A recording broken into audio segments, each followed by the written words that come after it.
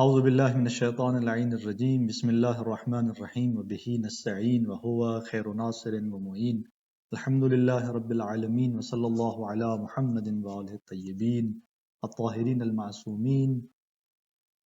وأيضا لو انتضع المفهوم الواحد بما هو واحد من المصادق الكثيرة بما هي كثيرة فإما أن تعتبر بصدقه خصوصية هذا المصداق لم يصدق على ذلك المصداق وإن اعتبر فيه خصوصية ذاك لم يصدق على هذا وإن اعتبر فيه الخصوصيتان معا لم يصدق على شيء منهما۔ آج کے ہمارے درس کا جو عنوان اور گفتگو ہے وہ درواقع علامہ کے نظریہ اور اس کے دلائل کو آگے بڑھانا ہے۔ گزشتہ درس کے اندر ہم نے بیان کیا تھا کہ مشاء کے مقابلے میں علامہ کی نظر یہ ہے کہ وجود ایک حقیقت واحدہ اور مشککہ ہے، اور اس سلسلے میں ہم نے کہا کہ اس ادعا کے اندر بھی دو مطلب پائے جاتے ہیں، ایک یہ کہ وجود ایک حقیقت واحدہ ہے، اور دوسرا یہ کہ وہ حقیقت واحدہ مشککہ ہے۔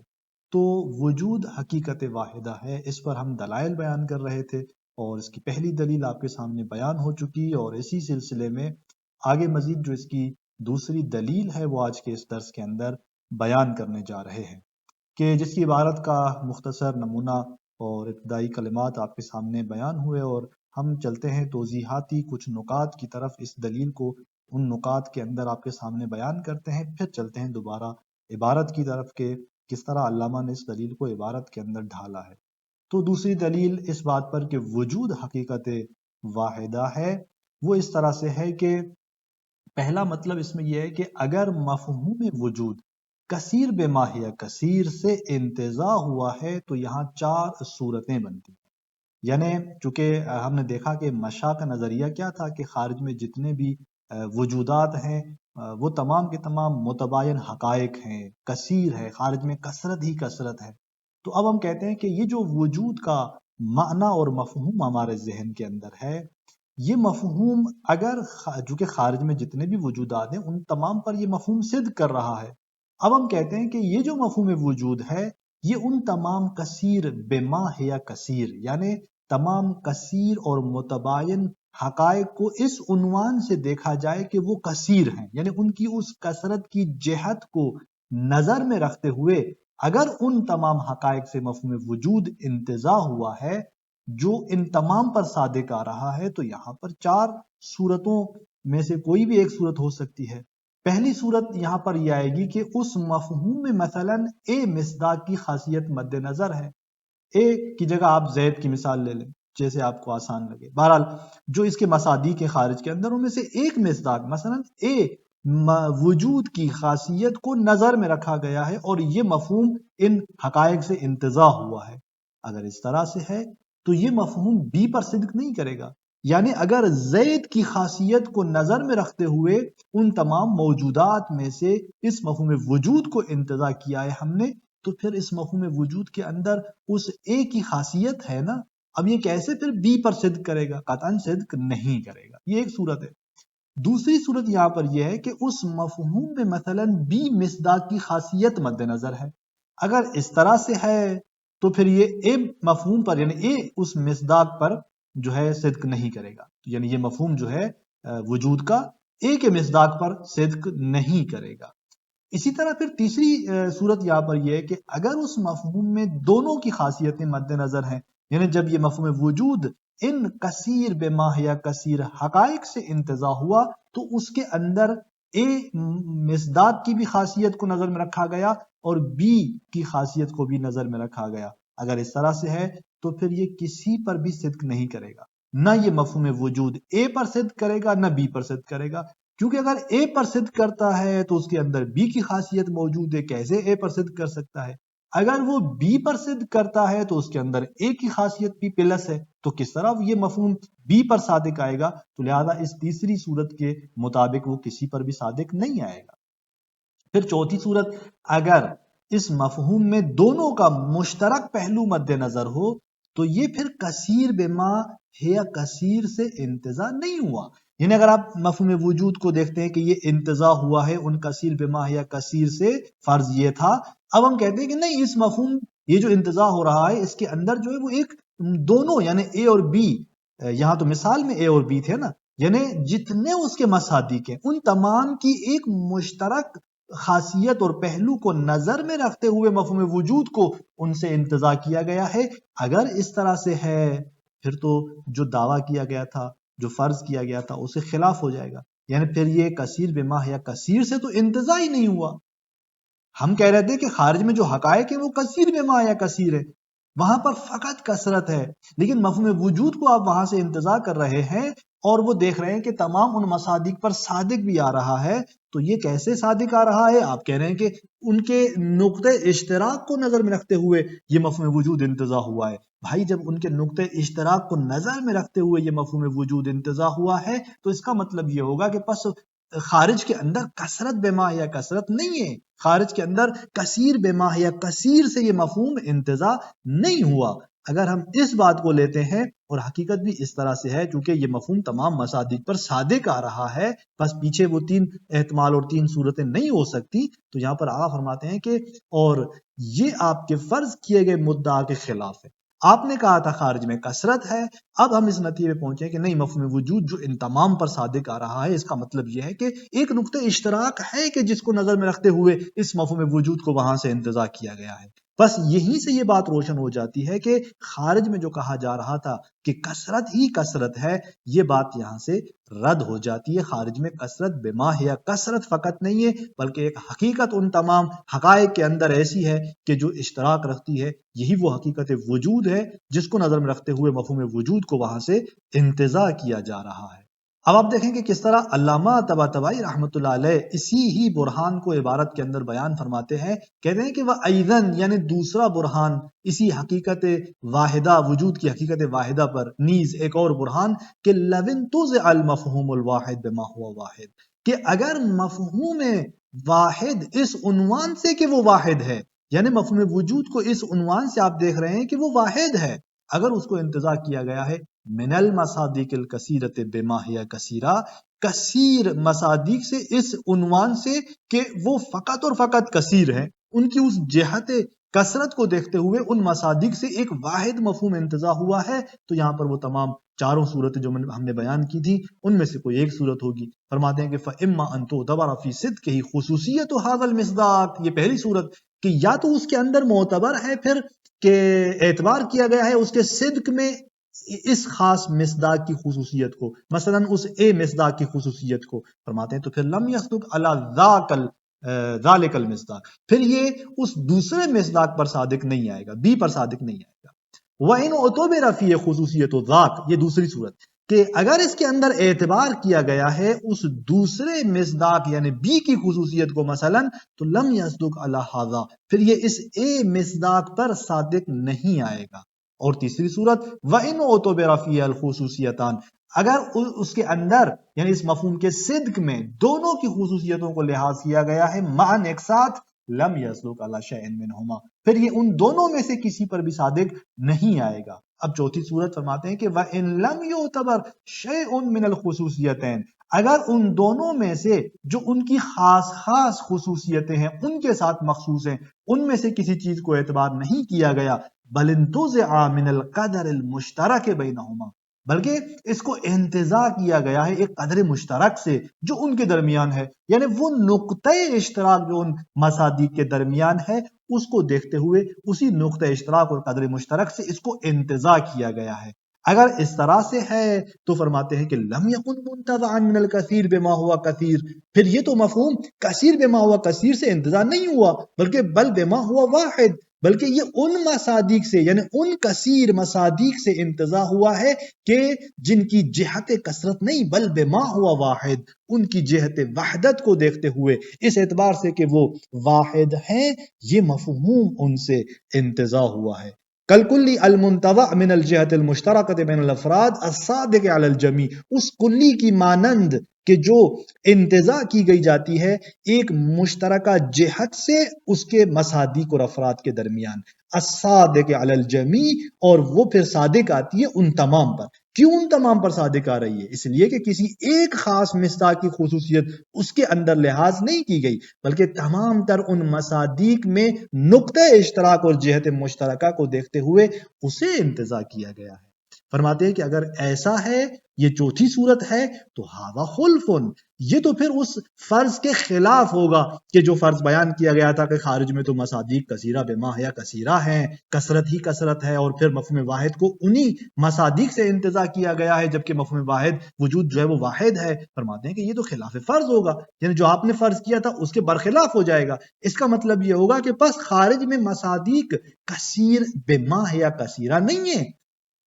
کہ فقط ان کی جہت کثرت کو دیکھتے ہوئے اس مفہوم کو انتزاع کیا گیا ہو، بلکہ وہاں پر ایک حقیقت وجود کی وحدت کے طور پر تمام ان مصادیق کے اندر پائی جاتی ہے۔ تو یوں دوسری دلیل آپ کے لیے یہ بیان ہوئی اس عبارت کے اندر، جو آغا کے اس مدعا کے اس پہلے مطلب کو روشن کر رہی ہے کہ جہاں آغا نے کہا کہ وجود حقیقت واحدہ مشککہ ہے، تو اس حقیقت واحدہ پر یہ دوسری دلیل تھی، کس طرح وجود حقیقت واحدہ ہے ان خارج میں موجود وجودات کے اندر۔ اس کے بعد اسی مدعا کا ایک اور مطلب جو تھا کہ وجود ایک حقیقت ہے جو تشکیک رکھتی ہے، یعنی اسی میں دوسرا وہ جو مطلب تھا ہمارا کہ تمام موجودات میں وجود ایک تشکیکی حقیقت ہے، اس کو ہم بیان کرنے جا رہے ہیں آگا کہ کیا دلیل ہے آپ کے پاس اس مدعا کے اندر اس دوسرے مطلب پر، کہ جب آپ کہتے ہیں کہ وجود حقیقت واحدہ ہے اور پھر آپ کہتے ہیں کہ ایسی حقیقت واحدہ ہے کہ جو تشکیکی ہے، یعنی جہاں ما بالاشتراک وہی ما بالامتیاز ہے، یعنی جہاں پر وہ حقیقت واحدہ وجود کی جو ہے وہ مراتب کی حامل ہے، اس طرح سے کہ ایک اس کا مرتبہ شدید ہے تو ایک اس کا مرتبہ ضعیف ہے، یوں وہ مراتب طے کرتے ہوئے آگے بڑھتی ہے اور ضعیف ترین مرحلے تک پہنچتی ہے۔ یہ تمام کے تمام مراتب میں وہ حقیقت واحدہ اپنی اس واحدہ حقیقت کے ساتھ ہے اور اسی وحدت کے ساتھ ساتھ تشکیکی ہے، یعنی کثرت رکھتی ہے۔ تو یہ جو دوسرا مطلب تھا اس کو آگا فرماتے ہیں کہ اس لیے کہ کیونکہ اسی واحد حقیقت کے مختلف کمالات خارج میں موجود ہیں،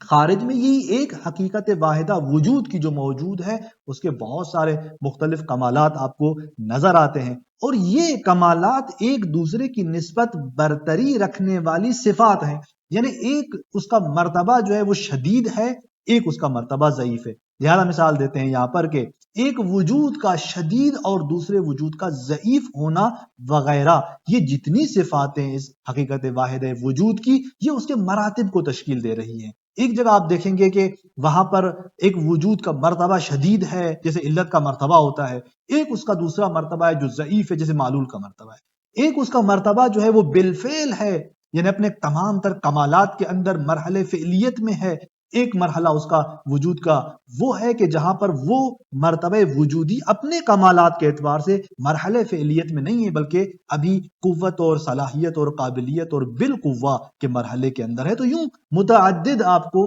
مراتب ملیں گے اور وہ مراتب بھی اس طرح ایک تفاضل کی صفات رکھنے والے ہوں گے، ایک مرتبہ دوسرے کی نسبت ایک صفت جو ہے وہ تفاضل کی اور برتری کی رکھتا ہوگا۔ تو ان میں ہم دیکھتے ہیں کہ وحدت اور کثرت کا سبب ایک ہی چیز یعنی وجود ہے، وجود ہی وہ واحد حقیقت ہے جو ان کے اندر ملاک اور معیار وحدت ہے، اور وہی حقیقت وجود ہے جو ان کے اندر ملاک اور معیار کثرت بنا ہوا ہے۔ اسی کا نام آقا فرماتے ہیں کہ تشکیک ہے۔ تو یہاں تک آپ کے لیے تشکیک کا معنی بھی روشن ہو گیا اور یہاں تک آپ کے لیے اس کی دلیل بھی روشن ہو گئی کہ تصوری مرحلے میں یہ تمام مراحل ہمارے لیے روشن ہو گئے، اور پھر یہ مدعا بھی ثابت ہو گیا کہ نظام ہستی کے اندر وجود ایک واحد حقیقت کے طور پر ہے اور تشکیکی ایک جو ہے حیثیت کے طور پر وہاں پر موجود ہے۔ اسی کو آغا اپنی عبارت کے اندر اس طرح سے بیان فرماتے ہیں کہ وَأَمَّا أَنَّ حَقِيقَتَهُ مُشَكَّكَةٌ، فرماتے ہیں کہ اس کی جو حقیقت ہے وہ کیسی حقیقت ہے، ایک مشککہ حقیقت ہے۔ کس طرح سے فرماتے ہیں کہ فَلِمَا يَظْهَرْ مِنَ الْكَلِمَاتِ مِنَ الْكَمَالَاتِ الْحَقِيقِيَّةِ الْمُخْتَلِفَةِ الَّتِي هِيَ صِفَاتٌ مُتَفَاضِلَةٌ، اس لیے کہ ظاہر ہے ان تمام کمالات سے کہ جو حقیقی ہیں اور مختلف ہیں، التی ہی صفات متفاضلہ، کہ جو تمام کے تمام کمالات صفات متفاضلہ کی حیثیت رکھتے ہیں، یعنی ہر ایک کمال جو ہے وہ دوسرے کی نسبت ایک صفت برتری کا حامل ہوتا ہے، جیسے ہم نے کہا نا کہ ایک شدید ہے تو ایک ضعیف ہے، اور فرماتے ہیں کہ غیر خارجۃ عن الحقیقت الواحدہ، اور یہ جتنے بھی صفات متفاضلہ ہیں یہ اس کی حقیقت واحدہ سے خارج نہیں ہیں، یعنی وہ اس کی واحدہ حقیقت ہی ملاک بن رہی ہوتی ہے ان صفات متفاضلہ کا، جہاں وہ وحدت کا ملاک ہے وہی اس کی کثرت کا ملاک ہے، کشدت والضعف والتقدم والتأخر والقوت والفعل وغیرہ ذالک۔ ایک وجود شدید ہے، ایک ضعیف ہے، ایک پہلے ہے ایک بعد میں ہے، ایک بالقوہ ہے ایک بالفعل ہے وغیرہ ذالک۔ انشاءاللہ ان تمام احکامات کو آگے ہم تفصیل سے پڑھیں گے، جہاں پر ہم وجود کے مختلف اصطلاح کے احکامات کو ہم بیان کریں گے۔ فرماتے ہیں کہ یہ جو آپ صفات متفاضلہ کی صورت میں کمالات حقیقی کو دیکھتے ہیں، فَهِيَ حَقِيقَةٌ وَاحِدَةٌ مُتَكَثِّرَةٌ فِي ذَاتِهَا۔ فرماتے ہیں کہ چونکہ اس طرح کے کمالات ظاہر ہیں جو صفات متفاضلہ ہیں، فرماتے ہیں فَهِيَ حَقِيقَةٌ واحد، اسی بنیاد پر ہم کہتے ہیں کہ یہ ایک حقیقت واحدہ ہے، متکثرہ ہے اپنی ذات میں، یعنی اپنی ہی ذات میں وحدت اور کثرت کی حامل ہے، یرجع فیہا کل ما بہل امتیاز الی ما بہل اشتراک، کہ جس کے اندر ہر وہ چیز جس سے وہ امتیاز ہے وہ پلٹتی ہے اس چیز کی طرف جس سے وہ اشتراک ہے، یعنی ایک ہی وہ حقیقت ہے جو ما بہل امتیاز ہے، جس سے وہ کثرت اور امتیاز ہے، جس سے وہ اشتراک ہے، وہ بالعکس، اور اس طرح ہر وہ چیز جس سے اشتراک ہے وہ پلٹتی ہے اس کے ما بہل امتیاز کی طرف، یعنی کوئی فرق نہیں ہے ما بہل امتیاز اور ما بہل اشتراک کے درمیان،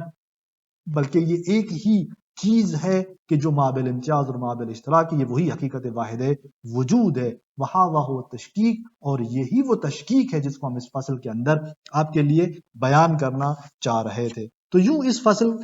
کے اندر ہم نے دیکھا کہ وجود ایک واحد حقیقت کے طور پر مشککہ ہے، اور اس فصل کو یہاں پر ہم تمام کرتے ہیں، عبارت بھی آگا کی یہاں پر تمام ہو جاتی ہے، اور اسی سے یہ بات روشن ہو جاتی ہے ہمارے لیے کہ کس طرح وجود ایک واحد حقیقت کے ساتھ ساتھ تشکیکی حیثیت رکھتا ہے۔ اب اس کے بعد ہم چلتے ہیں اسی پہلے مرحلے کی اگلی جو فصل ہے، یعنی چھٹی فصل، ہم اس کی طرف بڑھتے ہیں کہ جس کا عنوان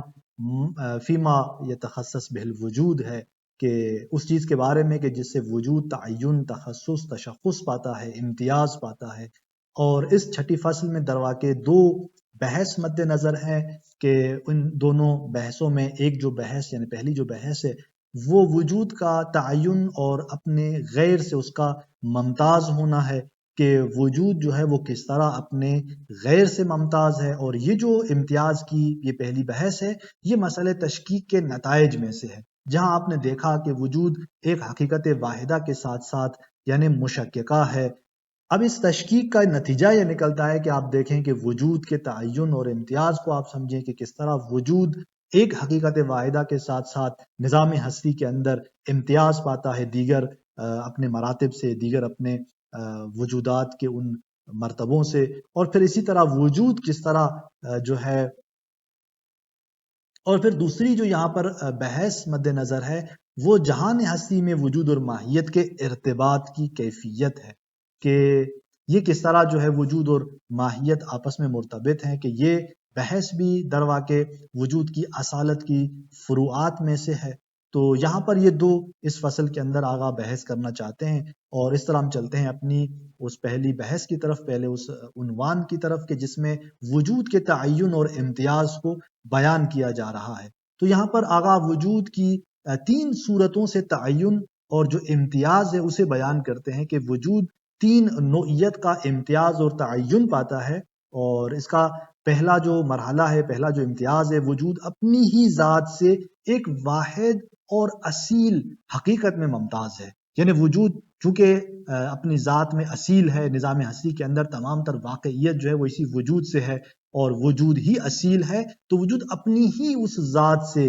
ایک واحد اور اصیل حقیقت کے عنوان سے ایک تعین اور ایک امتیاز پاتا ہے، کہ یہ اس میں درواقع وہ عدم اور ماہیت سے ممتاز ہوتا ہے، یعنی وجود اپنی اس حقیقت ذاتی کے اعتبار سے کہ وہ اصیل ہے اور ایک واحد حقیقت ہے، یوں جب وہ امتیاز پاتا ہے تو یعنی کس کے مقابلے میں؟ عدم اور ماہیت کے مقابلے میں اسے یہ تعین اور امتیاز حاصل ہوتا ہے کہ عدم کچھ بھی نہیں ہے، ماہیت بھی در واقع اگر اس کو وجود حاصل ہے یا تحقق حاصل ہے تو ہم نے عرض کیا تھا کہ حیثیت تقییدی کے عنوان سے ماہیت خود اس وجود کے ذریعے موجود ہے، خارج کے اندر پائی جاتی ہے اور تحقق رکھتی ہے۔ تو لہٰذا اصل جو وجود اصیل ہے اور ایک واحد حقیقت کے عنوان سے ممتاز ہے، کس کے مقابلے میں؟ عدم کے مقابلے میں، اور اس طرح ماہیت کے مقابلے میں یہ ایک تعین ہے جو وجود کو حاصل ہے، اور وجود اپنی اس ذات سے قائم ہے، یعنی اس عنوان سے کہ یہ ایک اصیل حقیقت ہے، اس عنوان سے کہ یہ جن سے وجود سے ہے اور اس کی حقیقت اس موجودیت میں تشکیل دی ہے، اس کا یہ ہونا، اس کا یہ وجود رکھنا اس کی ذات ہے، اور یوں موجودیت جو ہے وہ اس کی ذات سے قائم ہے، اور یوں اس کو ایک تعین اور امتیاز حاصل ہوتا ہے۔